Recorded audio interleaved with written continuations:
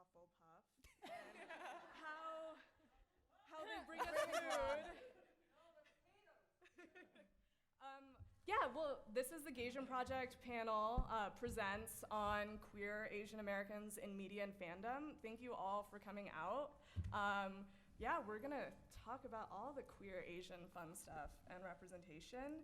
But before we get into all of that, panelists, can I ask you to introduce yourselves down the line? Sure. Is there anything else you want to attach to that? Just introductions? Yeah, just introductions. Okay, cool. Hi, my name is Nicole. I use they, them pronouns. I'm a gender and sexuality studies major at the University of Nevada at Las Vegas. I see my folks here. My research interests are the intersections of race, class, and labor in fandom spaces. Oh, that's cool. Yeah. Hi, I'm Chantal. I'm on a show called Black Lightning. I play Grace Choi. I'm originally from Montreal. I like boba tea. And You're a Ravenclaw. I'm a Ravenclaw. I like Korean barbecue, and I like talking about food. Hi, I'm Andrea Walter. I'm a writer, director, and a cinematographer. I'm originally from the Philippines. I'm half English as well. I'm also a Ravenclaw. My next film is coming out. It's on May 10 at the Los Angeles Asian Pacific Film Festival. So if anyone's in LA, please come out. Closing night film. Closing night film, which is crazy for me. I did also attend UNLV. Oh, did you? Yeah, Vegas. My professor happened to come. I really appreciate Woo! it. The film department comes strong. So yeah, I like food too. I like boba. The name of the film Is called Not Your Sidekick. It's called Empty by Design. Yes, support by Design. Yes, it's gonna be great. Hello, I'm CB Lee. The C stands for Carrie. You can call me that. I am the author of a queer teen superhero series called The Sidekick Squad. The first book is called Not Your Sidekick, and it's about a queer Chinese and Vietnamese American girl, and she's bisexual and goes on adventures, uncovers a conspiracy, crushes on a girl in her class who also happens to have secrets of her own.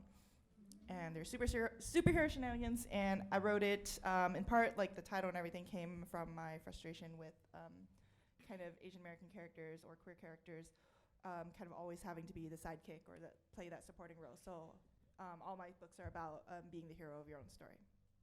I also like boba. What kind of boba? And I'm Maya. I'm the founder of the Gaysian Project, which is focused on empowering and fostering community through queer Asian visibility, because community comes from seeing ourselves represented in media and then also just kind of out in the world. So for those queer Asians out there that are just living their best lives, like, thank you. Amazing. So, first question. What does it mean to be Asian American or queer Asian American, and how do you guys think that informs, how the two inform each other? Are we going in a row? Or? I mean, go whoever has an answer. Okay. Or not. I feel it's like there's like super othered, for sure. So it's like one thing to look for yourself, like folks that look like you in mainstream media, and that's kind of rare. And then to see queer folks that look like you is extra rare, I feel like. Yeah, for sure. I think it's one of the challenges of being at that intersection of being Asian American or being mixed or being also queer, and like not really seeing within your community that could be an option. Like as a kid growing up, everyone, specifically with my family and culture, that like it was so outside of everyone's like possibility that I didn't even I didn't even really truly understand my sexuality till I was like in my 20s and like had met other people and saw more of the world. But within my own culture, it's like, when we think about representation and what we see in books and media and like how little queer content there is, and if there is queer content, it's mostly centered on like it's not centered on like communities of color, or like there's so many different experiences that there are like nuances within experiences. But I'm hoping that like as more and more creators get into and get the access to tell their own stories, that we'll be able to see all the different kinds of experiences we can have. Yeah, and I think for me, growing up in Montreal, it was even just being Asian American was being a little bit of an oddball out, and I think being able to find communities of people either through my travels and through living in different countries, like we talked about this morning, was really finding people who are like-minded and being able to find a connection in a community. I think growing up outside of a Western world, it was a bit harder because we still don't have equal rights. Over in the Philippines, homosexuality is still looked up as a form of entertainment value. Not that we don't run entertainment, we are the entertainment. So I think that made it very hard to accept who I was, including the fact that I was mixed race, so I couldn't figure out what I was, because I never saw anyone who looked like me or act like me. Even everyone in my family is much darker skinned than me, so I think it was just always feeling like the other, still constantly. What was that like? I mean, you mentioned growing up outside of the outside of the Western world, and I was going to ask all of you how Western kind of ideas or perceptions towards Asian femininity and masculinity have impacted your kind of the way that you walk through life, or like the way that you have formed a relationship with your identity.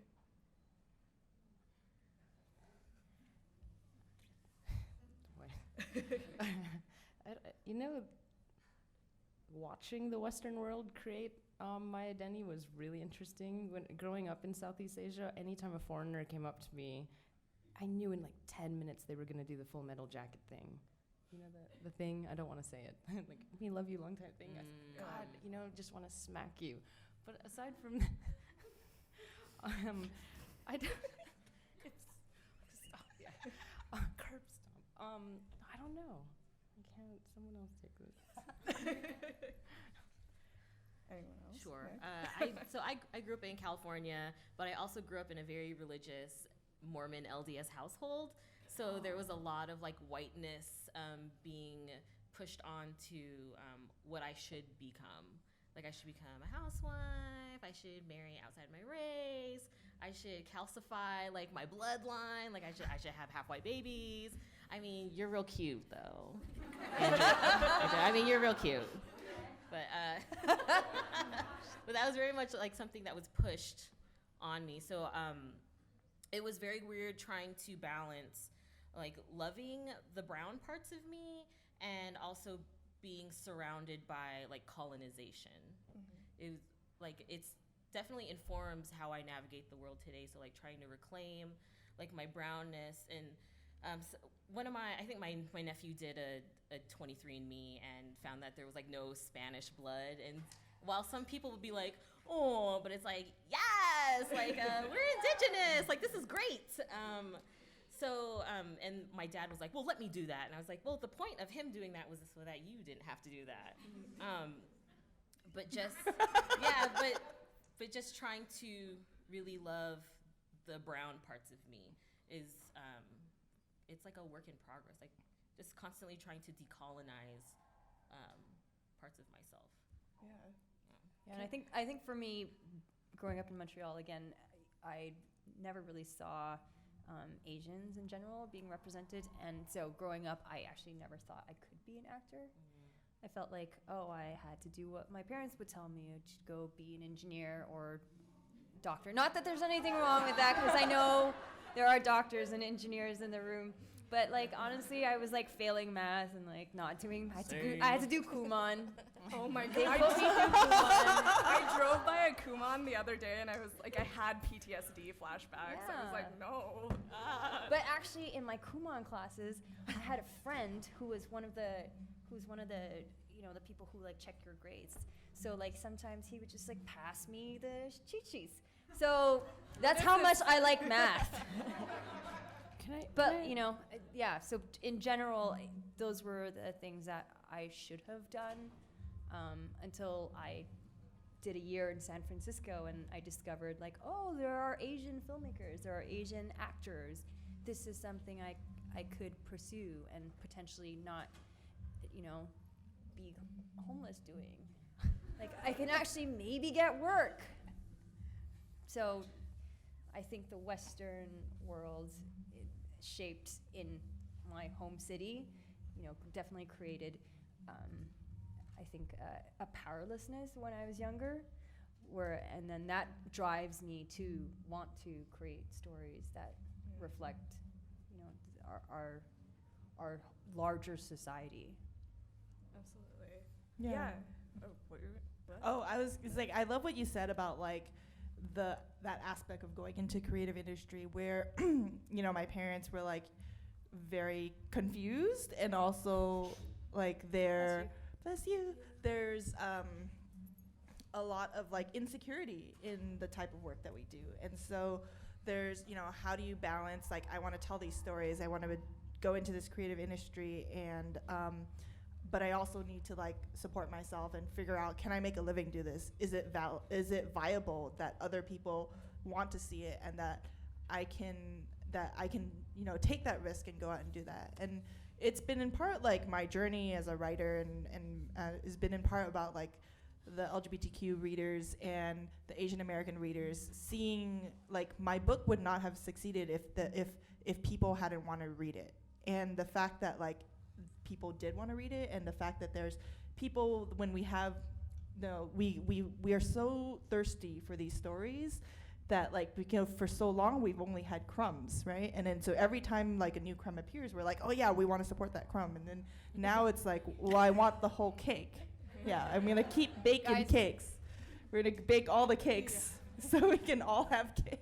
I don't know where I really like the food analogy. We should keep going. I just wanted to add to what you were saying about you have to have not someone from your race date someone who is Caucasian or whatever. That being someone who was of mixed race, it was the hardest thing. I actually never accepted not just my sexuality, but who I ethnically was. I wasn't Asian enough for the Asians. I wasn't white enough for the whites. And anytime someone asked me about my parents, they'd always ask, what's the age gap? And they would say really awful things about my mom because she's not white. It's like, why would your dad be with a Filipino woman? So that, not only that made it hard to identify myself as a Filipino English woman, it was also hard to figure out, like, well, if they're doing it all wrong, then I clearly don't know romance. I have no idea what I'm doing. And on top of that, I don't, like, your parents are always saying, like, oh, you're going to do film. What's plan B? My parents still think it's a fake. I do this for a living, but I still, apparently, I'm still going back to college. Like, maybe next year, I don't know. How have you ever felt like kind of, this is something that I've struggled with a lot, balancing the like assimilation kind of attitudes that my immigrant parents had, like trying to fit in, and then also trying to embrace like my own identity as an Asian American, and trying to figure out like what that, like where the balance point is for that. And I was wondering, like, have you ever felt in navigating these spaces where you don't always see people who look like you felt kind of a leaning into one thing or the other, or trying to kind of, as weird as it sounds, kind of not associate with Asian Americans so that you can fit in a weird way? Well, I think for me, because I have my Vietnamese identity, and then I also have my French Canadian, like I grew up speaking French. French is my mother tongue. I felt like growing up, I didn't know what the dissonance was of being different. And then I discovered labels like, oh, I'm Asian American, oh, I'm French Canadian. And at this point, I'm realizing that like where we are as a community is in some ways just a new experience. I'm not just Vietnamese, I'm not just French, I like am a melting pot of those things. So I think, am I even answering the question right now? What's your favorite boba flavor? Who's your favorite character in Les Mis? Wait, no, come on, guys. I think I was thinking, No, right? you are. Does it make sense? Yes, it Yeah, makes you absolute are. sense. Because there's no there's no one aspect of your identity that informs who you are. You are everything. You are all your experiences, your backgrounds, and like your upbringing and everything. But every time, It's like, I love what you said too about feeling like, oh, I'm too much of this to be this, and like people are like, I hate the qualifier of like, oh, that's not Asian enough, or like, why are you doing this? That's not. Oh, you're not. There's like, even within the community of like, oh, there's like I would love to see our community be like, there's no like litmus test to be Asian American, and whether you speak the language, don't speak the language, whether you grew up here, whether you immigrated here, or we have very different. There's the diaspora has many different ways of expressing itself, and that like as a community, I love that our panel is all about like celebrating what we see, what we can support, and I love that you're all here, and I see so many different faces, and it's amazing. Overcome with emotion.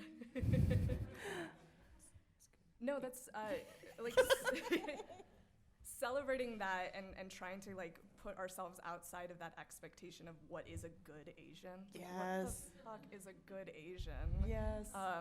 And coming out of those kind of expectations that to be Asian, you have to look like you're Eastern Asian or be Eastern Asian, and kind of dismantling that in a way that celebrates the entire, 72 countries in Asia.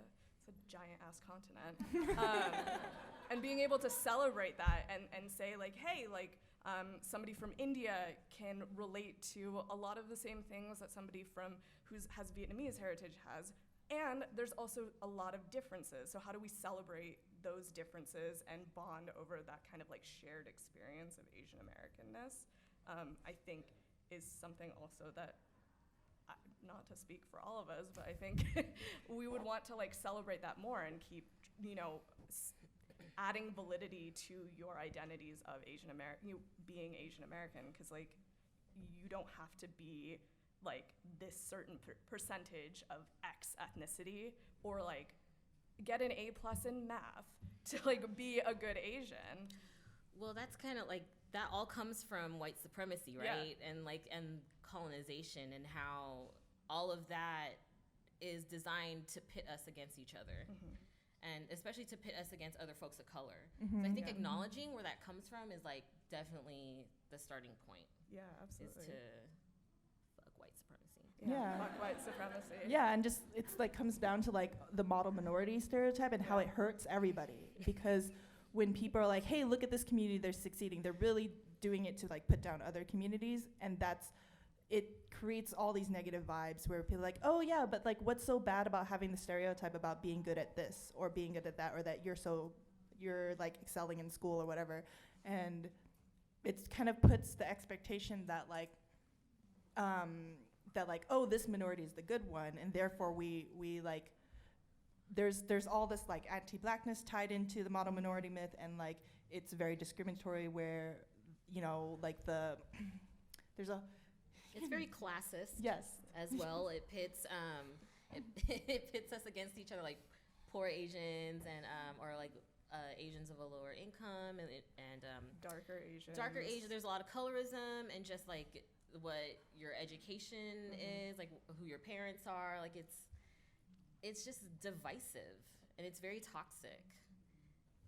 That's like one of the things that I love so much about Black Lightning is that when you're speaking specifically about anti-Blackness in Asian communities, it's like for you and Anissa, like just seeing that image of a queer interracial couple that is celebrating Blackness, celebrating Asianness is something that we don't see. And like, I know for me, like there's so much like internalized anti-Blackness just from like how I was raised. And so to be able to see something like that, that's just like, fuck yeah.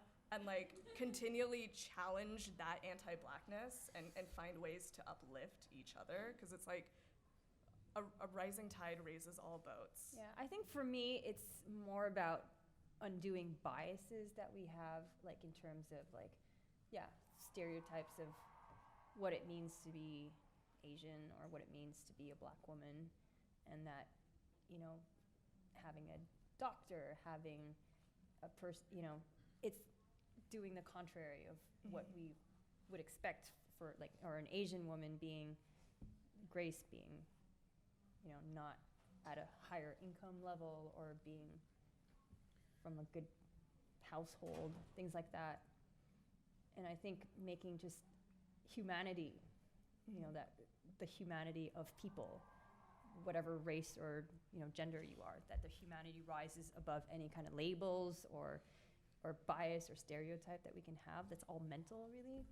Like, I think just common humanity. And it's something Black Lightning does really well, because it's such an amazing show that has like all of these great character arcs, and we get to see the characters be like, you know, in the very first scene when we meet Anissa and she's like in bed with her girlfriend at the time, and like it's such a human moment where like, oh hey, like good morning, and they're there, and it's not like, it's just like, it was such like, well, it's cool, this is a great way to introduce that like this is who she is, and it's part of who she is. And then, you know, we learn more about her as a you know, as she goes about her work, her passions, her dreams, who she is as a daughter, as a sister, and then getting to see her relationship with Grace, like the writing the show, and their relationship's so cute, and it's so good. Cute. And I just want to go back on like the idea of being human is the way I live my life is like, I'm a person, I'm a human being before I'm Asian American, before I'm an actor, before I'm anything, you know.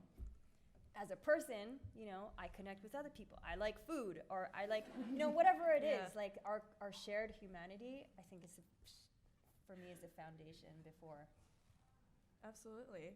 other things. For all of you, question for the panel, what was like the first piece of media that you saw yourself in or parts of yourself in growing up? Start from CB. It's really hard. Sailor Moon? Yeah, well, when I was a kid, I had like Power Rangers, and you have so there was like 3 Asian Americans you could be on television. You could be a Power Ranger, you could be, or not necessarily, but kind of like in popular media, but you could be a Power Ranger, you'd be in the Babysitters Club, you'd be an ice skater or a reporter. And so that was like, but those were like the most visible kind of characters and people, and I love that like they existed. But and like as far as like queer content and queer Asian American content, I think it was I read Melinda Lowe's Ash, and then her she also has a sci-fi series that starts with adaptation, and I saw the word bisexual printed on the page, and she also has like a Asian American main character, and it's a fun sci-fi series. There are aliens and shenanigans, but it was one of the things where I was like, oh, I didn't see it like on the page until then, and it was fairly recently. And when I think about like, yes, I've seen like Asian characters, I've seen gay characters, I've seen, and I don't think I've ever seen. I'm Chinese and Vietnamese. There was a point when I was like, oh, I'm going to see this specific mix of who I am, and that would be cool. And then I have a friend who was like, oh no, that's never going to happen. You're going to have to do it. And then, and it's part of, it's just a, you know, the whole like, when did you first see it? And sometimes I'm like, am I seeing it yet? And I hope to see it more. I don't think I ever really see myself personally on screen. I will relate to like a Caucasian girl or Asian girl, but weirdly enough, when I was in middle school or high school, there was that Smallville show. Do you guys remember that? And the lead girl was Hapa. Kristen Crook. Yeah. And when I saw that, my sister and I were like, what? We were so confused. So it's not necessarily I saw myself. I saw someone who looked like me on screen for the first time, and everyone was watching the show. I thought, holy fuck, there's another one in entertainment. I don't care whatever else she does. I'm going to watch every episode. This thing's corny and cheesy. I'm going to watch it. And then when she wasn't on the show anymore, I'm like, nah. Thank you. As far as sexuality, I don't know. I still don't really think I see it. You know, like queer characters still mostly die on screen. We were talking about that last night. Actually, reading your book was highly entertaining to see that, but I still don't really think I see it enough. I see it, it's coming, but it's not enough. Yeah, I think Smallville too for me. Yeah. Might have been the first representation, and I think I gravitated towards watching foreign films with, you know, people of color and not sticking with like the normal blockbusters or like big films at the time. And I think I still gravitate towards foreign films for that reason, because Asians actually speak in those films. Yeah, they speak. They're not just your Asian sidekick. Yeah. Yeah, I mean, Yeah, no, I agree. I grew up watching mostly Miyazaki animes instead of Disney because I was able to relate to the girls in those more than the ones in the Disney films until Mulan. But, so yeah, I agree with you. I watch more foreign films, but that might have just been access growing up outside of America. You mentioned Mulan. I didn't get into Mulan as a child. I didn't want to watch it as a child. I don't know why. I'll have to talk to my therapist about that. But watching it as an adult, like, I cried like a baby. I mean, I am a Pisces, so I do cry a lot. But I cried so much because I very much identified with, like, shaming my family. And my queerness being a sense of shame in my family was, like, something that I definitely identified with. But in the end, it's like whatever. Like, I still see, like, so my relationship with my parents is kind of weird, but they're still proud of me. They don't accept all parts of me. Like, my queerness is a topic of contestation, but I think that I find strength in Mulan I think I am like my ancestors' wildest dreams. Like, just being here and being super queer looking and like being in academia and trying to brown up academia. Like, I do find strength in Mulan and Korra for sure. But like, I found those things as an adult. Yeah. and I don't know why, I'm just thinking about all the animation, but like even watching Moana or the Cried so much in Moana. Spider-Verse. I saw part of our people. Wait, Into the Spider-Verse, No, right? Moana. But also I cried. Into the Into Spider-Verse Spider-Verse. is very Yeah, good. no, like Filipinos also, made or that. watching Coco, like all of Filipinos made these that. films, like it gets a rise out of me. Yeah. I'm like, yeah, like I just feel excited and like want to champion that. And so even if it's not like specifically Asian, that it's like a whole film with like, you know, a Latino or black lead, like it excites me. I think it's because we're all cousins of the same colonizer. Yes. That's true. That's very true. I love that we've had so much more, and especially like just speaking of celebrating in media and fandom, like in the last few years, I think we've seen just the rise where it's become where, hey, we are going to tell our own stories. We are going to create futures where we see ourselves. We are going to tell, you know, have these like, we can be crazy rich. We can have rom-coms. We can have Where we're the lead. Yeah. And we get the girl. Yeah. Yeah. I love, you know, it comes back to like, you know, kind of decolonizing our media and working hard to, and it comes from, as a creator, it's hard because like when you're watching hard, you're like, where's the thing I want to watch? I want to watch this. But coming from the creating side, it's like, it's so hard to like get some, you know, where we have so many people to say, like, that have to say yes. Mm-hmm.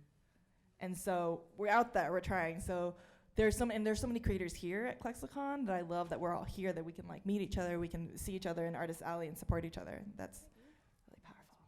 So for you three who are actively representing and creating this content that like we are all talking about wanting to see more, what has that been like? Like I can imagine Carrie, you and I have talked about how like there's a lot of pressure that comes with that and expectations.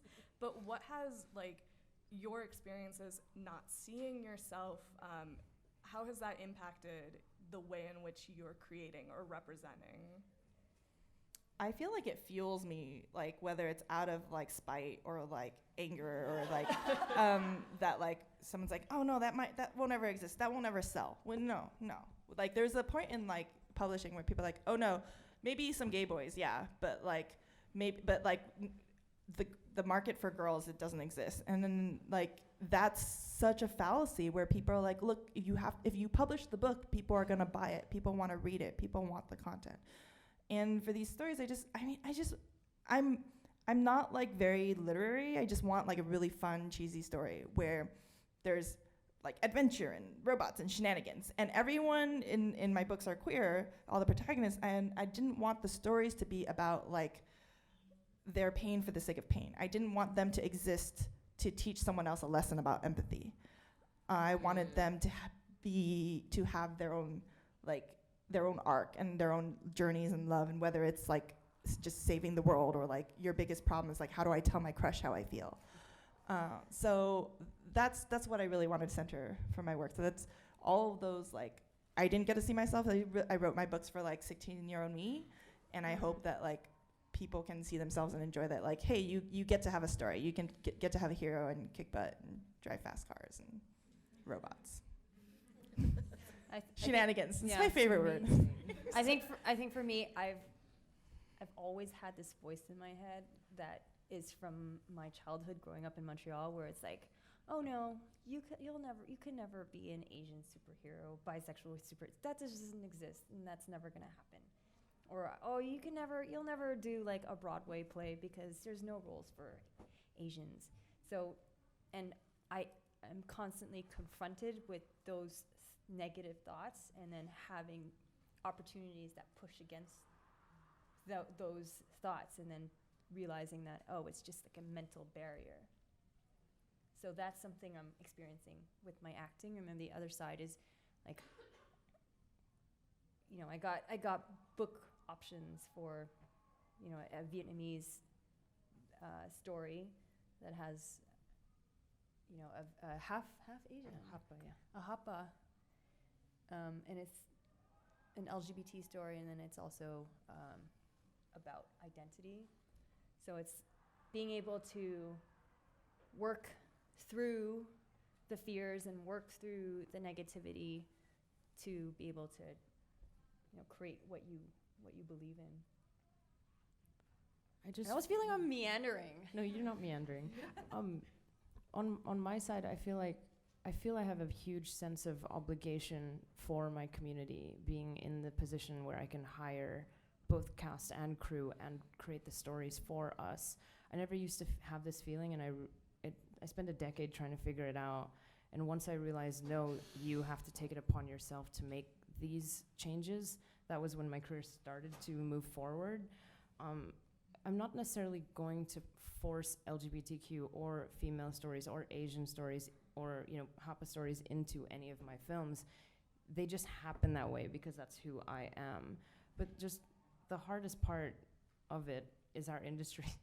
I could talk about this forever. Yes.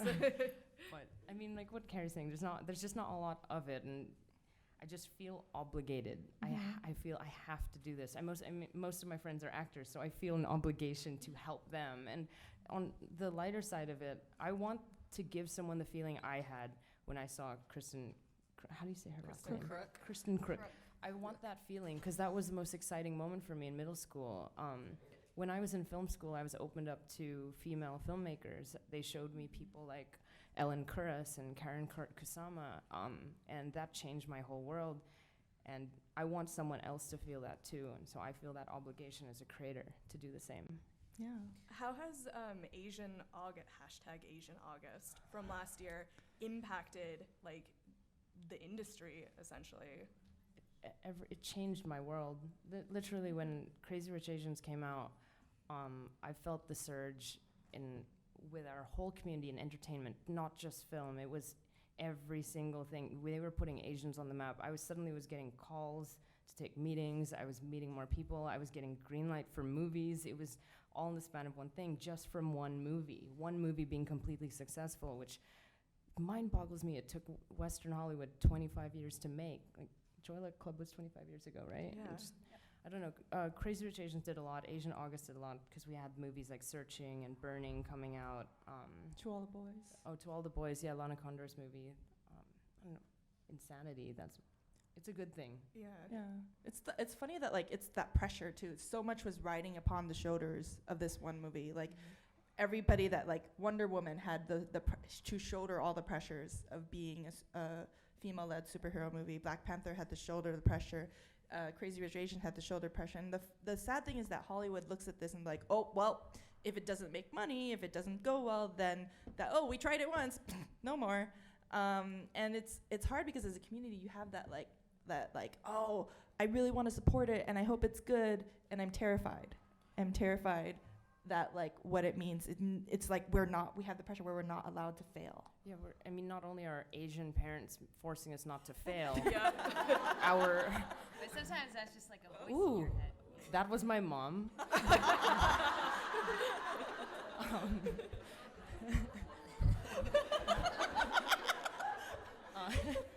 Sorry. No, I get you. The pressure is incredible for all of us. When I saw that Black Lightning was coming out, I was like, oh my God, Grace Choi is finally in something. I'm so pressured to watch it. Like, I have to constantly watch it all the time. You wanted to watch I it. do want I do want to watch it, Chantal. I'm kidding. No, but it's like with everything, you just wanted to succeed. Like with all of my African American friends, I went with them to watch Black Panther, and then I realized, everyone's watching it, so we're good on that front. But there's just so much pressure for all of us. We've turned into our tiger moms. We have. About representation. Yes. But I think it's important to, as consumers, that we should consume the stuff that represents us. Mm-hmm. So, we should go out of our way to support folks of color that are in the artist alley, that are making films, that are writing books. Like, we should also do that. Yeah. Absolutely. Yeah, and I think the whole initiative with the Golden Opens for all of these films has been really exciting to see that they're filling out theaters. They're taking initiatives to buy out theaters for the community to go watch these films, and I don't think anybody's really been doing that until this year in that way. But it's nice. It brings our whole community together. Like, I know my roommate and I, when we bought out a theater for Crazy Rich Asians, it wasn't that we're doing it for anything else aside from hoping that everyone would come and watch the film. That was all we wanted. We wanted people to just watch it. We weren't aiming for anything higher than that. So it was just nice. The Gold Open, the most positive thing is just watching our whole community finally, all these different ethnicities and countries and different diasporas just finally in one weekend coming together. That was my favorite part of the entire initiative. And I've always felt like the cool thing about Crazy Rich Asians was absolutely it's not going to represent every single Asian. And that's fine. I'm totally fine with that. But it did open up this door for us to represent more and different Asians. I really want a Real Housewives of Hyderabad, but that's just me, and I want that to happen tomorrow. But it's really, Crazy Rich Asians, it was what resonated the most with me was that it was an Asian American story. You had Constance's character who was going through that struggle of I'm too American to really be Asian, and yet I'm also too Asian to be American. And seeing that on screen and knowing that so many other people were watching it, and finally understanding some of the struggles that I'm going through was insanely validating. Yeah, and I like the aspect that I brought communities together, different communities. I'm pretty sure, maybe someone could Google this again, but Lena Waithe bought out a theater for Crazy Rich Asian. And, I love that idea of different communities coming together. Nick touched on this a little bit when they were talking about celebrating other art, POC artists and queer POC artists. So with the Gaysian project, one of the things that we're doing is this series called Disorient, Carrie's sporting a t-shirt down there. But the idea behind it, is to disrupt the way in which Asians are viewed in the West. So really trying to Decolonize? Thank you. Our identity in Western spaces and try to redefine what it means to be Asian American, what it means to be queer Asian American on our own terms. And so I wonder for all of you, what do you feel like disorient means to you? Like, how do you feel like that is something that you're doing on a daily basis, or you want to see more of through representation or through the things that you're doing? I mean, I think I embody it. Like, just infiltrating heavily white spaces and that there's so higher ed, whatever, just not being in a STEM field and doing liberal arts, being in ethnic studies. I think that that's a way for me to disrupt that. I'm not going to be a nurse. I mean, I'm grateful for nurses. I'm terrible at math and science, but yeah, I think that just my being in a space is disorienting for other folks. Yeah, I think you really said that perfectly, in the sense of being an individual and living my life, like following my heart, and not, what I think the construct of what is a good Asian. Mm-hmm. And yeah, again, like pushing through fears and my own boundaries, because I think a lot of it, gets internalized, and like just living with awareness. I think a lot of it I'm just trying to put into my work. Most people have never seen Filipino cinema unless you are Filipino, and most of the time what you see is, I hate using it, but we call it poverty porn. So a lot of Southeast Asian cinema, especially Filipino cinema, focuses on either drug wars or poverty, and there's always that perspective, and I'm taking upon myself not to do that. At one point I will make a crime movie if I want to, or whatever, but I want to push putting Filipino cinema, like, this is a movie about a girl just living her life. Let me have a slice of life movie. I want that. I'm so tired of seeing just our section of the world put into this like niche. I want to see, I'm excited to see Wave, the Filipino superhero. It's stuff like that. That for me, actively as a creator, I want to push that. It's not just myself existing, but also I just want to see difference with what we do. Everyone watches Asian films and they go, Korean cinema's vengeance cinema. I'm like, no, but there's also other stuff for you. There's Terrace House from Japan. It's great. A lot of movies and films are made about the Vietnam War, specifically about, there's so much of the narrative tied with that, especially from a Western perspective, is those war stories are very prevalent in our culture. And then from a Vietnamese American perspective, it's hard too, seeing that, because it's still very fresh. My parents, that was their life, and they left on a boat, and there's all this struggle and trauma tied up in it. And I really just, I wanted to have a story that was joyful, and there's aspects of war in it, but it's not I don't want the only stories about my people to be about this one war. I think it's important that that history is there and that exists, but that's not the only thing about myself that I want to see. And that's really important to me. And I hate that when the first thing people think of our existence is and it comes back to how is the colonization of even the narratives, where so much of going around, we see those wars come back to just guys being tough being bros in the army, and it's this wartime story, and there's so many stories about that, but it feeds, there's so much hurt that comes with it, the people that were hurt in the stories, and in Southeast Asia in general, because there's and then we get into who colonized who and every culture and coming into one another, and it's hard when the collective narrative is so strong and pervasive about that. And for me, disorient is about like being who you are and getting to be joyful and celebrate like fandomy things or fun, just, like existing and living your best life. Your point about, well, both you and Andrea's points about like that colonial gaze that like represents Southeast Asia in a very specific poverty porn way, like that's so pervasive in just like how that affects us, how we walk through life, and how people look at us. Because I know for me, I dated somebody who was disappointed to learn that my family in India was like middle class wealthy, because she had thought that like in India we all live in the slums, and like was legitimately disappointed and like then ghosted me, and I was like, okay, bye. That's a blessing in disguise. Yeah, truly.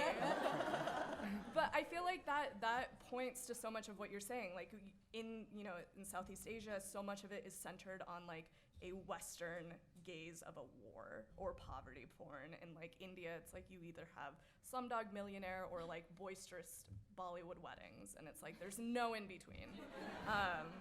And so to like have folks like you all, Nick, who is like critiquing all of this and yelling at us to do better always, which is amazing. With love. With love. And then the three of you like just existing and talking about your experiences and being like, this is what it's like to be, this is my experience of being Filipino or Vietnamese, I think it's like small, huge steps to upend that like, you're all poor and need help and saving. But, I don't know how to segue. That was good. But, so I wanted to open up to questions, so if anybody has any questions, yes, you. Yay!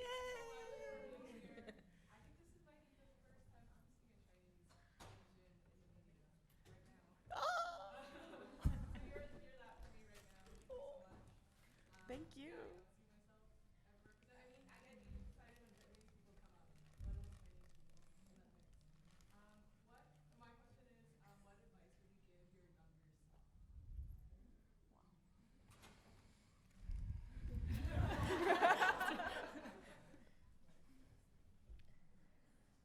It's gonna suck, but it's gonna be okay.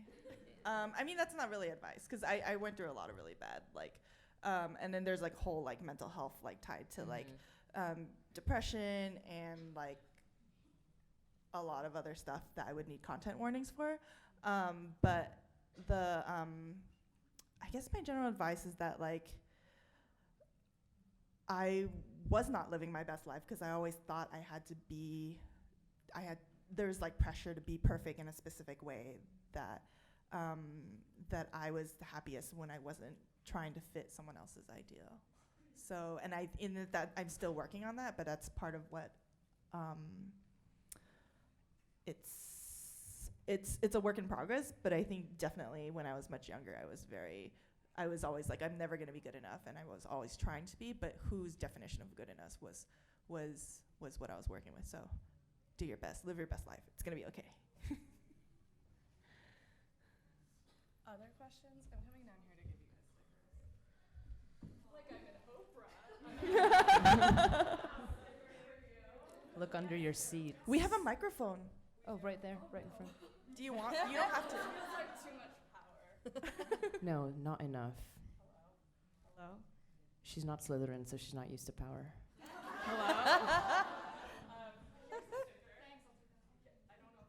Hey? Yeah. Awesome.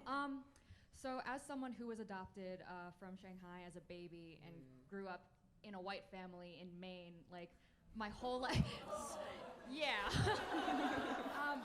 my whole life I definitely felt like kind of like within and without, like just so like on the outside of everything and like not belonging to like either or.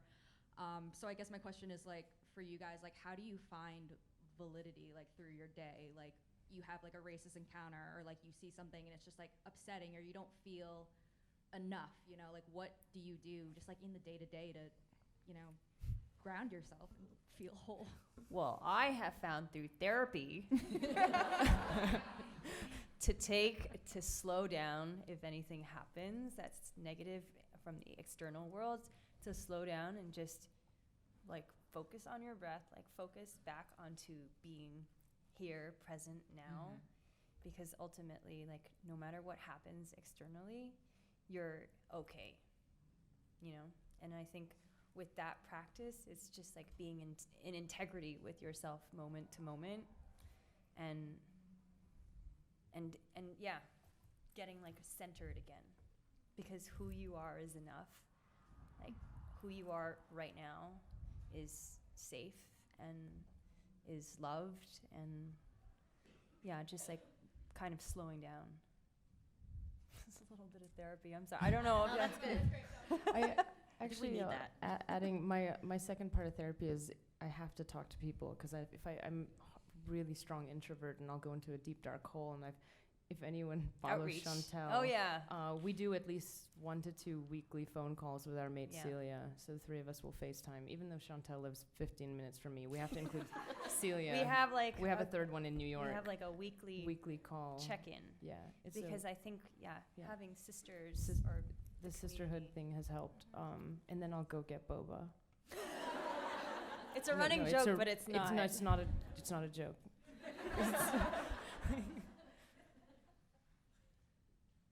So I think it's really good that we're talking about supporting other cultures.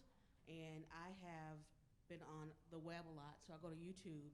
And I was wondering what you guys thought about the LGBT material coming out of there, like The Rich Man's Daughter, or Is that a Yeah, novella? that's Rian Ramos's movie, show, right? right. Do you guys know about that one? She's in my film, so I know. Oh.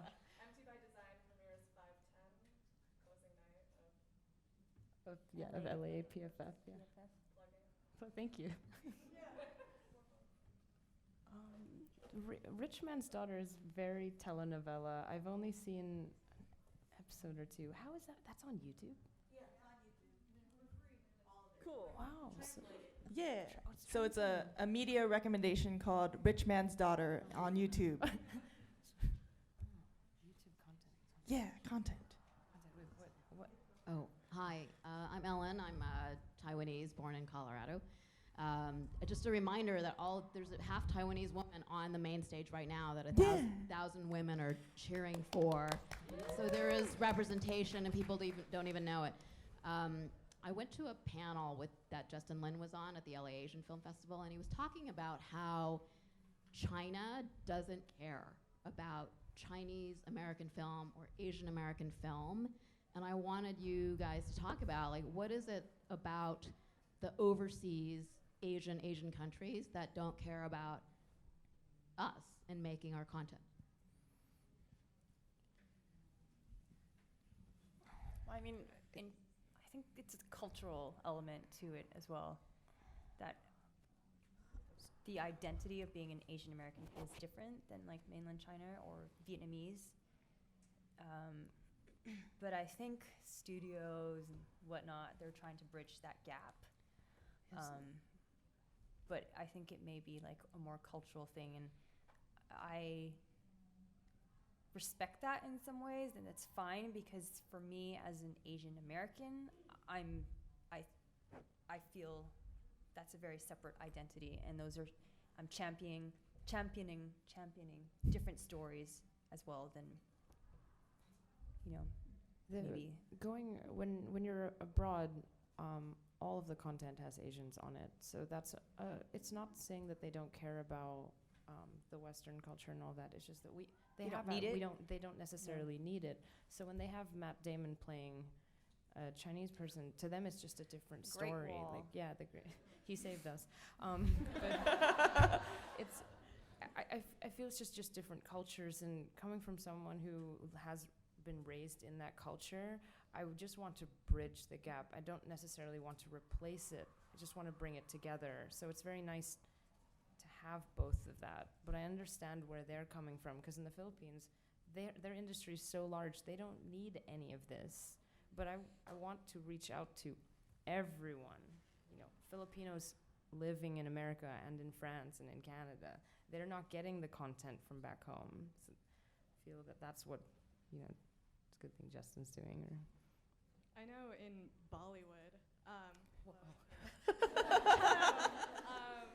I know in Bollywood recently, we had a movie called Ek Ladki To Dekha Ho, I think. And it was like the first Bollywood movie that had like a lesbian storyline in it. It was a little bit problematic, classic, but it was cool to see. I mean, like along that lines of like when you look at Asian country cinema, where you're not really seeing a lot of Asian American kind of storylines, but you're also starting to see a little bit of emergence of like queerness, which I think is really, really interesting. And also I feel like it's definitely an influence of us in the Western world being like, we're queer, we're here, get fucking used to it. And we are from a continent of literally billions of people, so of course there are queer people here. Statistically, getting that math in, there are people. And I think that's really cool, like to see like these huge bastions of like cinema in China and India starting to embrace different storylines, however slow it may be, I think is really validating, personally speaking for me, to see like my mother country celebrating queerness in a way. So it doesn't feel like my queerness and my Asianness are mutually exclusive. It feels like they exist at the same time. yeah, Philippines is slowly celebrating it with the show that you were mentioning, Rich Man's Daughter, but also there's a lot of queer. Baka Buka, Sam's film, and she also has another film called Billy. Thank you. Which should be in LA soon. But yeah, it's really nice to see it. I do know that in China, they still recut films, foreign films that have LGBTQ in it. I'm very curious to watch the Bohemian Rhapsody cut. It's not that, I mean, I don't like the film, but wow, how do you recut that? So we have time for one last question. Oh God. So you guys were talking about queer person of color rep and media and stuff, and I was just wondering if have you ever heard or seen Good Trouble? And if you have, how do you feel about the queer Asian rep in the show and how they're doing the Asian characters in the story? Sherry? Mm-hmm. Sherry, sure. Sherry's show? Mm-hmm. I've seen the first episode, but I'm excited for Sherry Cola and the fact that there's queer Asian American storyline with, and the romance is with another Asian American, and so that's very interesting because we don't often get to see that in terms of like, if there's relationship, it's often interracial, it's often interracial with another white person. So I'm excited to see how that's going to be explored in the storyline, and I can't speak to, since I've only seen one episode. But I like the first episode and that it exists, and I'm excited that it exists. I'll watch it. Me too. Yeah. But I love her as an actress, and Yeah, I love her yes. as like a Yeah. human being. She's a great person. She's Delightful. awesome. A friend of the Gaysian Project is actually writing on that show, wrote on that show, Lauren Moon. Yay! And she is a queer Asian that's in the room, and that speaks a lot to having like our voices telling our stories. But thank you all for coming out for this. We had a blast. you. And thank you to the panelists. Yeah.